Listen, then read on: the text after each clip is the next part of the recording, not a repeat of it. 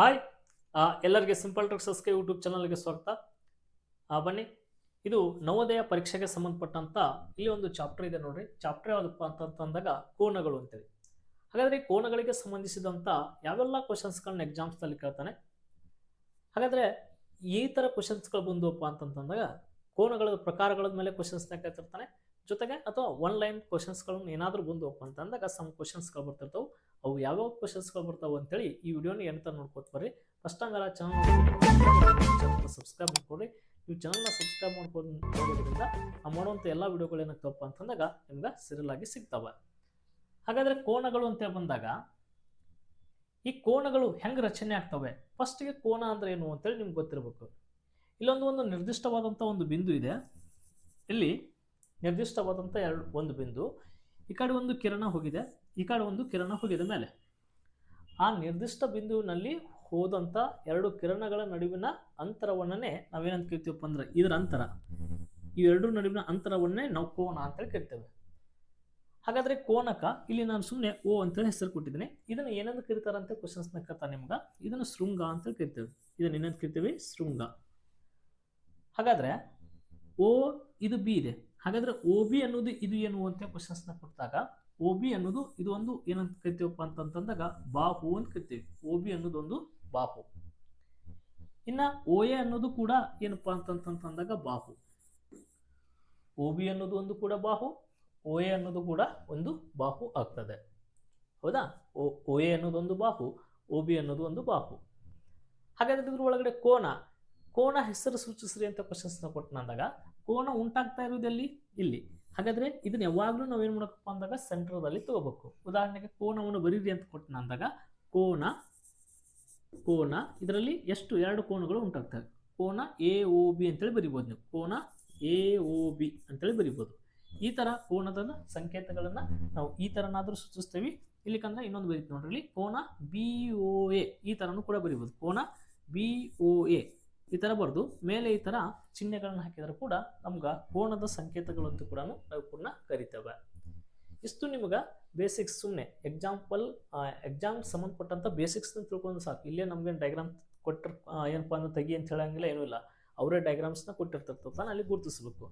ಹಾಗಾದ್ರೆ ಸಮ್ ಕ್ವಶನ್ಸ್ಗಳನ್ನ ಹೇಳ್ತಾ ಇದ್ದೀನಿ ನಾನು. ಇಲ್ಲಿ ಕೋನಗಳನ್ನ ಇಂಗ್ಲಿಷ್ನಲ್ಲಿ ಏನಂತ ಕರಿತಾರಂತ ಕ್ವಶನ್ಸ್ನ ಕೇಳ್ಬೋದು. ಕೋನಗಳನ್ನ ಇಂಗ್ಲಿಷ್ನಲ್ಲಿ ಏನಂತಪ್ಪ ಅಂತಂದಾಗ ಆ್ಯಂಗಲ್ಸ್ ಅಂತ ಕರಿತೇವೆ. ಆ್ಯಂಗಲ್ಸ್. ಹಾಗಾದ್ರೆ ಈ ಆ್ಯಂಗಲ್ ಎಂಬ ಪದವನ್ನ ಯಾವುದರಿಂದ ತೆಗೆದುಕೊಳ್ಳಲಾಗಿದೆ, ಯಾವ ಭಾಷೆಯಿಂದ ಬಂದಿದೆಯಪ್ಪ ಅಂತ ಕ್ವಶನ್ ಕೇಳಿದಾಗ ಇದೊಂದು ಗ್ರೀಕ್ ಭಾಷೆಯಿಂದ ಬಂದಂತ, ಗ್ರೀಕ್ ಭಾಷೆಯ ಆಂಗ್ಲೋಸ್ ಎಂಬ ಪದದಿಂದ ಬಂದಂತ ಒಂದು ಪದವನ್ನೇ ನಾವು ಆ್ಯಂಗಲ್ ಅಂತ ಕರಿತೀವಿ. ಗ್ರೀಕ್ ಭಾಷೆ ನೆನಪಿಟ್ಕೋಬೇಕಲ್ಲ, ಗ್ರೀಕ್ ಭಾಷೆ.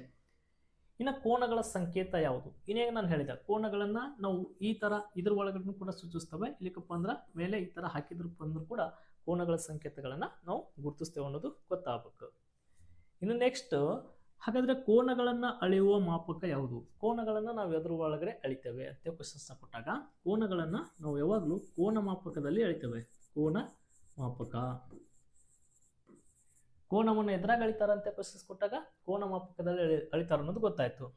ಹಾಗಾದ್ರೆ ಕೋನದ ಅಂತ್ಯ ಬಿಂದು ಯಾವುದು ಅಂತ ಕ್ವಶನ್ಸ್ ಕೇಳ್ತಾನೆ. ಇನ್ನೇಗ ನಾನು ತೋರಿಸಿದ ಕೋನದ ಅಂತ್ಯ ಬಿಂದು ಯಾವಾಗಲೂ ಏನಾಗಿರ್ತದಪ್ಪ ಅಂತಂದಾಗ ಶೃಂಗ ಆಗಿರ್ತದ. ಈ ತರ. ಇನ್ನು ನೆಕ್ಸ್ಟ್ ಇನ್ನೊಂದು ಕ್ವಶನ್ಸ್ನ ನೀವು ನೆನಪಿಟ್ಕೋಬೇಕಾಗ್ತದ. ಏನಪ್ಪಾ ಅಂತಂದಾಗ ಕೋನದ ಅಳತೆಯನ್ನ ಡ್ಯಾಶ್ ಮಾನಗಳಲ್ಲಿ ಅಳೆಯುತ್ತಾರೆ ಅಂತ ಕ್ವಶನ್ಸ್ನ ಕೊಟ್ಟಿರ್ತಾನೆ. ಕೋನದ ಅಳತೆಗಳನ್ನ ನಾವು ಯಾವಾಗಲೂ ಡಿಗ್ರಿಗಳಲ್ಲಿ ಕಲಿತೇವೆ. ಎಲ್ಲಿ? ಡಿಗ್ರಿ ಮಾನಗಳಲ್ಲಿ ಏನ್ ಮಾಡ್ತೇವಪ್ಪ ಅಂದ್ರೆ ಅಳಿತೇವೆ. ಸಂಕೇತ ಈ ತರ ಮೇಲೆ, ಈಗ 35 ಡಿಗ್ರಿ ಮೇಲೆ ಈ ತರ ಸಂಕೇತ ಬರ್ತೇವ ಈ ತರ. ಹಾಗಾದ್ರೆ ಇನ್ನು ಕೋನಗಳಲ್ಲಿ ವಿಧಗಳನ್ನ ನಾವು ನೋಡ್ಕೊತ ಬರೋಣ. ಇಷ್ಟೇ ಎಕ್ಸಾಮ್ಸ್ ಅಲ್ಲಿ ನಿಮ್ಗೆ ಕೇಳ್ತಿರ್ತಾನೆ. ಕೋನಗಳ ವಿಧಗಳ ಮೇಲೆನೆ ಕ್ವಶನ್ಸ್ನ ಜಾಸ್ತಿ ಬರ್ತಾವೆ. ಹಾಗಾದ್ರೆ ಅದ್ರ ಒಳಗಡೆ ಒಂದನೇ ಕೋನ ಯಾವುದಪ್ಪ ಅಂತಂದಾಗ ಲಘು ಕೋನ ಅಂತ ಕರಿತೇವೆ. ಒಟ್ಟು ಕೋನಗಳಲ್ಲಿ ವಿಧಗಳು ನಾವು ಪ್ರಮುಖವಾಗಿ 6 ವಿಧಗಳನ್ನ ನೋಡ್ತೇವೆ. ಅದರಲ್ಲಿ ಒಂದನೇದು ಯಾವುದಪ್ಪ ಅಂತಂದಾಗ ಲಘು ಕೋನ. ಈ ಲಘು ಕೋನ ಏನು ಹೇಳ್ತದೆ? ಬಹಳ ಸಿಂಪಲ್ ಆಗಿನೇ ಹೇಳ್ಕೊತ ಹೋಗ್ತೀನಿ. 90 ಡಿಗ್ರಿಗಿಂತ ಕಡಿಮೆ ಇರ್ಬೇಕು ಅಷ್ಟೇ. ನೋಡ್ರಿ, 90 ಡಿಗ್ರಿಗಿಂತ ಏನಾದರೂ ಕಡಿಮೆ ಇತ್ತಪ್ಪ ಅಂದ್ರೆ ಅದು ಎಲ್ಲ ಲಘು ಕೋನಗಳನ್ನು ಹಾಕ್ಬಿಡ್ಬೇಕು. ಉದಾಹರಣೆಗೆ ಇಲ್ಲಿ 35 ಡಿಗ್ರಿ ಬರ್ತೀವಿ. 35 ಡಿಗ್ರಿ ಇದು ಯಾವ ಕೋನದ ವಿಧಕ್ಕೆ ಉದಾಹರಣೆ ಅಂತ ಕ್ವಶನ್ಸ್ ಕೊಟ್ಟು ಲಘು ಕೋನ, ಲಂಬಕೋನ, ವಿಶಾಲ ಕೋನ, ಸರಳ ಕೋನ ಅಂತ ಆಪ್ಷನ್ಸ್ ಕೊಡ್ತಾನೆ. 90 ಡಿಗ್ರಿಗಿಂತ 89 ಇರಲದು, ಅದು ಯಾವ ಕೋನ ಆಗಿರ್ತದೆ? 1ರಿಂದ ಹಿಡಿದು 89 ತನ 90ಕ್ಕಿಂತ ಕಡಿಮೆ ಇರುವಂಥ ಕೋನನೇ ಲಘು ಕೋನ. ಒಂದು ವೇಳೆ ನಿಮ್ಗೆ ಎಕ್ಸಾಮ್ದಾಗ ಒಂದು ಚಿತ್ರ ಕೊಡ್ತಾನೆ, ಹಿಂಗೆ ಈ ಥರ ಚಿತ್ರ ಕೊಡ್ತಾನೆ, ಹಿಂಗೆ ಸಣ್ಣ ಕೊಟ್ಟನಪ್ಪ ಅಂತಂಕ ಇವು ಏನಿದಪ್ಪಪ್ಪ ಅಂತಂದಾಗ 90 ಡಿಗ್ರಿಗಿಂತ ಕಡಿಮೆ ಇರ್ತವೆ. ಹೌದಾ, ಈ ಥರ ಸಣ್ಣ ಸಣ್ಣ ಚಿತ್ರಗಳನ್ನು ಕೊಟ್ಟಿದ್ನಪ್ಪ ಅಂತಂದಾಗ ಇವೆಲ್ಲ ಯಾವ ಕೋನ ಆಗಿರ್ತಾವೆ? ಲಘು ಕೋನಗಳಾಗಿರ್ತವೆ. ಅಂದರೆ 90 ಡಿಗ್ರಿಗಿಂತ ಇವು ಕಡಿಮೆ ಆಗಿರ್ತವೆ. ಅಥವಾ ಒಂದು ಚಿತ್ರದಾಗ ಈ ಥರ ಕೊಟ್ಟು ಹಿಂಗೆ ಕೊಡ್ತಾನೆ, ಇಲ್ಲಿ ಕೊಟ್ಟು ಇದು ಯಾವುದು ಹಿಂಗೆ ಸ್ಟ್ರೇಟ್ ಇದ್ದಿದ್ದು ನೋಡ್ಬೇಡ್ರಿ ನೀವು, ಈ ಕೋನ ಇಲ್ಲಿಂದ ಇಲ್ಲಿಗೆ ಇದು ಕೋನ ಯಾವುದಪ್ಪ ಅಂತಂದಾಗ ಲಘು ಕೋನ. ಈ ಥರ ಚಿತ್ರಗಳನ್ನು ಕೊಟ್ಟಾದರೂ ಕ್ವಶನ್ಸ್ನ ಕೇಳ್ಬೋದು. ಅಥವಾ ನಿಮ್ಗೆ ಇದನ್ನೇ ಲಘು ಕೋನಗಳನ್ನು ಯಾವ ಥರ ಕ್ವಶನ್ಸ್ನ ಕತ್ತಾನಪ್ಪ ಅಂದಾಗ ಸಮಯ, ಗಂಟೆ ಆಧಾರದ ಮೇಲೂ ಕೂಡ ಕ್ವಶನ್ಸ್ನ ಕತ್ತಾನೆ. ಎಲ್ಲವನ್ನೂ ಹೇಳ್ಕೊಂಡು ಹೋಗ್ಬಿಡ್ತು ನೋಡ್ರಿ. ಸಮಯ ಆಧಾರದ ಮೇಲೆ ಈ ಗಡಿಯಾರದಲ್ಲಿ ಈ ಥರ ಒಂದು ಗಡಿಯಾರ ಕೊಟ್ಟಿರ್ತಾನೆ. ಇಲ್ಲಿ 12, 1, 2, 3, 4, 5 ಹಿಂಗೆ ಕೊಟ್ಟಿರ್ತಾನೆ, 5, 6 ಹಿಂಗೆ ಕೊಟ್ಟಿರ್ತಾನೆ ಅಂತ ಕೊಟ್ಟು ಅಲ್ಲಿ ನಿಮಿಷದ ಮುಳ್ಳು ಇಲ್ಲಿ ಇರ್ತದೆ, ಗಂಟೆ ಮುಳ್ಳು ಈ 2 ಗಂಟೆಗೆ ಇರ್ತದೆ. ಹಾಗಾದರೆ 12 ಗಂಟೆಗೆ ನಿಮಿಷದ ಮುಳ್ಳು ಐತಿ, 2 ಗಂಟೆಗೆ ಗಂಟೆ ಮುಳ್ಳು ಐತಿ. ಹಾಗಾದ್ರೆ ಇಲ್ಲಿ ಉಂಟಾದಂಥ ಕೋನದ ವಿಧ ಯಾವುದು ಅಂತ ಕ್ವಶನ್ಸ್ನ ಕೇಳ್ಬೋದು. ಹಾಗಾದರೆ ಇಲ್ಲಿ ನಿಂತರ ಇಲ್ಲಿಗೆ ಇದೇನಾಕೈತೆ ನೋಡ್ರಿ, 60 ಡಿಗ್ರಿ ಆಗ್ತದೆ ಬರೀ. ಹೀಗಾಗಿ ನಾವು ಇದನ್ನು ಲಘು ಕೋನ ಅಂತೇಳಿ ನಾವು ಆನ್ಸರ್ನ ಮಾಡ್ಬೇಕಾಗ್ತದೆ. ಯಾಕಂದರೆ 1 ಗಂಟೆಯಿಂದ ಇನ್ನೊಂದು ಗಂಟೆಯ ನಡುವೆ ಎಷ್ಟು ಡಿಗ್ರಿ ಆಗಿರ್ತದಪ್ಪ ಅಂತ ಕ್ವಶನ್ಸ್ ಕೇಳಿದಾಗ 30 ಡಿಗ್ರಿ ಆಗಿರ್ತದೆ. ಇದು ಕೂಡ ನಿಮ್ಗೆ ನೆನಪಿರಲಿ. ಈಗ ಒಂದಿದ್ದು ಟೈಮ 2 ಆಯ್ತಪ್ಪ ಅಂತಂದಾಗ ಗಂಟೆ ಮುಳ್ಳು ಎಷ್ಟು ಡಿಗ್ರಿ ಚಲಿಸಿರ್ತದೆ? 30 ಡಿಗ್ರಿ ಚಲಿಸಿರ್ತದೆ. ಈ ಕಾನ್ಸೆಪ್ಟು ನಿಮ್ಗೆ ಗೊತ್ತಿರ್ಬೇಕು. ಇನ್ನು ನೆಕ್ಸ್ಟ್ ಸೆಕೆಂಡ್ ಒನ್ ಯಾವುದಪ್ಪ ಅಂತಂದಾಗ ಲಂಬ ಕೋನ ಅಂತೇಳಿ ಕರಿತೇವೆ. ಇದು ಎಷ್ಟು ಏನಾಗ್ತದಪ್ಪ ಅಂದ್ರೆ ಕ್ವಶನ್ಸ್ ಆಗುವಂಥದ್ದು ಒಂದು ಪ್ರಶ್ನೆ.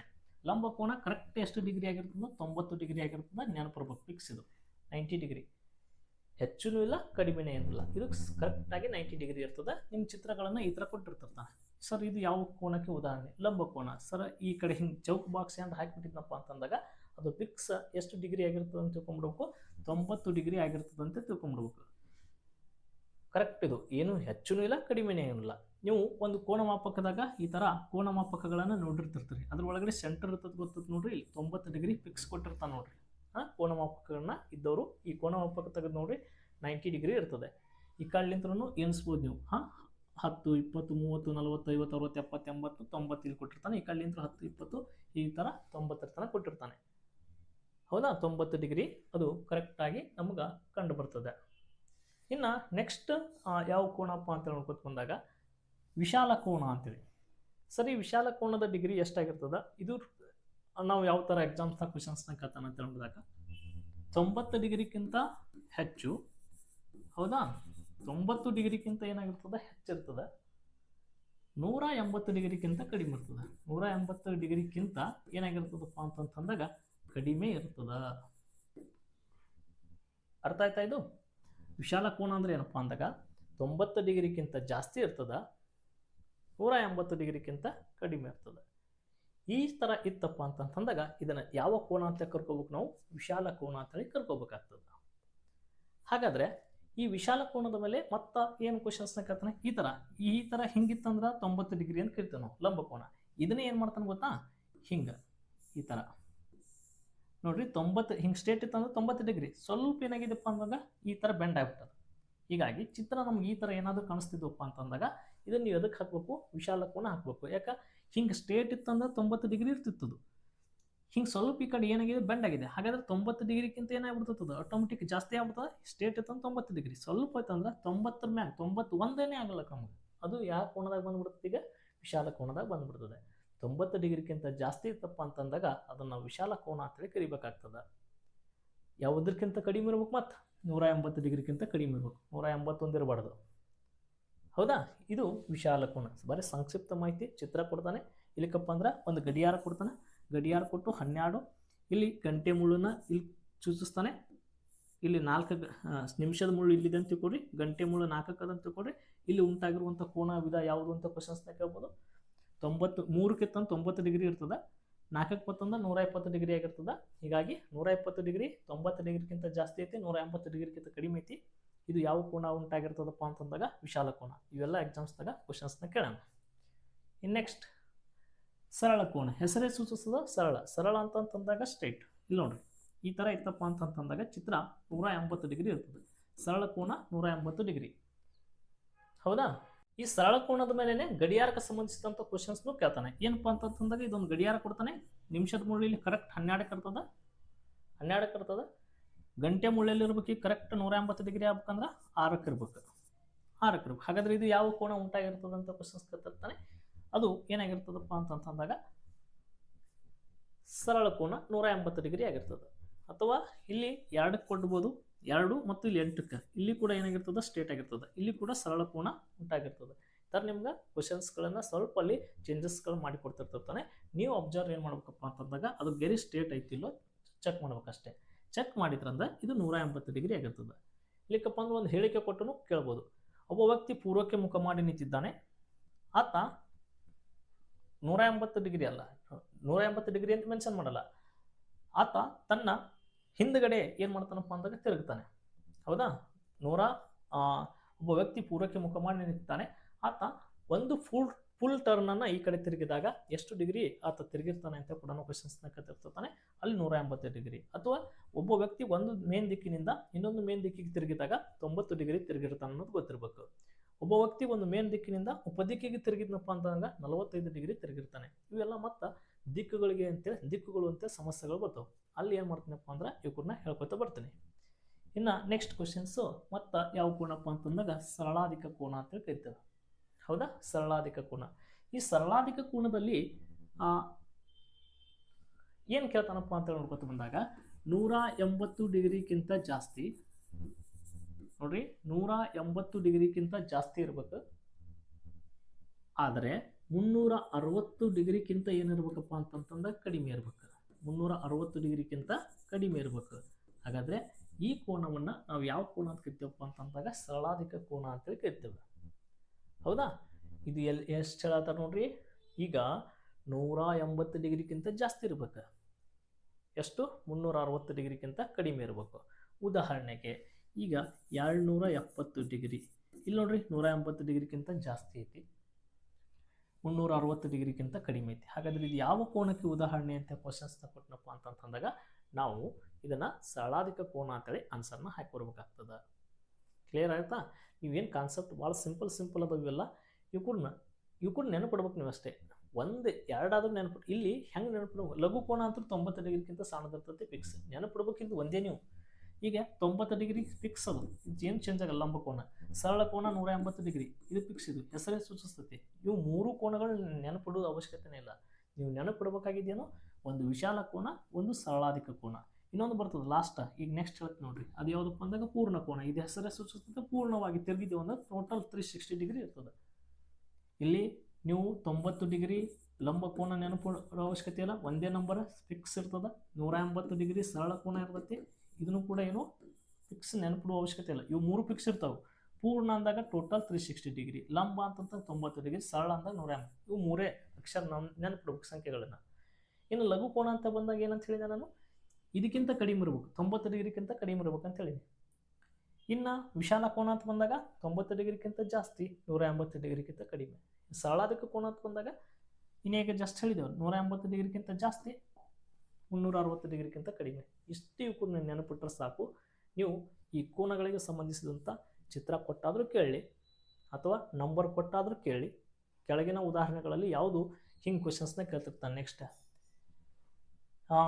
ಕೆಳಗಿನ ಉದಾಹರಣೆಗಳಲ್ಲಿ ಯಾವುದು, ಈ ಥರ ಸ್ಟೇಟ್ಮೆಂಟ್ ಹೇಳ್ತಾನೆ, ನೆನಪಿಟ್ಕೊಳ್ಳಿ. ಕೆಳಗಿನ ಉದಾಹರಣೆಗಳಲ್ಲಿ ಯಾವುದು ಸರಳ ಕೋನವಾಗಿದೆ, ಕೆಳಗಿನ ಉದಾಹರಣೆಗಳಲ್ಲಿ ಯಾವುದು ಸರಳ ಕೋನ ಅಂತೇಳಿ ಕ್ವಶನ್ಸ್ ಕೊಟ್ಟು, option A 85 degree, options B 180 degree, option C 90 degree, options D 270 degree ಅಂತ ಕೊಡ್ತಾನೆ. ಹೆಸರೇ ಸೂಚಿಸ್ತೈತಿ. ಏನು ಹೇಳ್ಯಾರ ಅವರು, ಸರಳ ಕೋನ. ಕೆಳಗಿನವುಗಳಲ್ಲಿ ಯಾವುದು ಸರಳ ಕೋನ? ಸರಳ ಕೋನ ಯಾವಾಗಲೂ 180 ಡಿಗ್ರಿ ಆಗಿರ್ತದೆ. ಆಪ್ಷನ್ಸ್ ಬಿ ಹಾಕಿ ಬಂದ್ಬಿಡು. ಹೌದಾ, ಇದನ್ನೇ ಕೊಟ್ಟ ಕೇಶಂತ್ರ ಕೆಳಗಿನವುಗಳಲ್ಲಿ ಯಾವುದು ಲಘು ಕೋನವಾಗಿದೆ ಅಂತ ಕ್ವಶನ್ ಕೇಳ್ತಾನೆ. ಲಘು ಕೋನ ಯಾವುದು ಇದ್ರಾಗ 90 ಡಿಗ್ರಿ, ಇದು ಲಂಬ ಕೋನ, ಇದು ಸರಳ ಕೋನ. ಆಪ್ಷನ್ಸ್ಗಳು ಯಾರು ಹೌದು. ಲಘು ಕೋನ ಅಂತರಾಗೇನು 90 ಡಿಗ್ರಿಗಿಂತ ಕಡಿಮೆ ಇರ್ಬೇಕಂತೇಳಿ. 90 ಡಿಗ್ರಿಗಿಂತ ಕಡಿಮೆ ಐತಿ, ಇದು ಲಘು ಕೋನ. ಮಿಗತಾ ಆನ್ಸರ್ಸ್ ಈಜಿ ಹಾಕ್ಬೋದಾ, ಇದು ಸರಳ ಕೋನ. ಕೆಳಗಿನವುಗಳಲ್ಲಿ ಯಾವುದು ಲಂಬ ಕೋನವಾಗಿದೆ? ಲಂಬ ಕೋನ ಅಂತಂದಾಗ 90 ಡಿಗ್ರಿ ಲಂಬ ಕೋನ. ಈ ಕೆಳಗಿನವುಗಳಲ್ಲಿ ಯಾವುದು ಸರಳಾಧಿಕ ಕೋನವಾಗಿದೆ? 270 ಡಿಗ್ರಿ. ಈಸಿಯಾಗಿ ಹಾಕ್ಬೋದು. ನಿಮಗೆ ಕಾನ್ಸೆಪ್ಟ್ ಗೊತ್ತಿತ್ತಪ್ಪ ಸಾಕು. ಈಸಿಯಾಗಿ 1 ಮಾರ್ಕ್ಸ್ನ ನೀವು ತೆಗೆದುಕೋಬೋದು.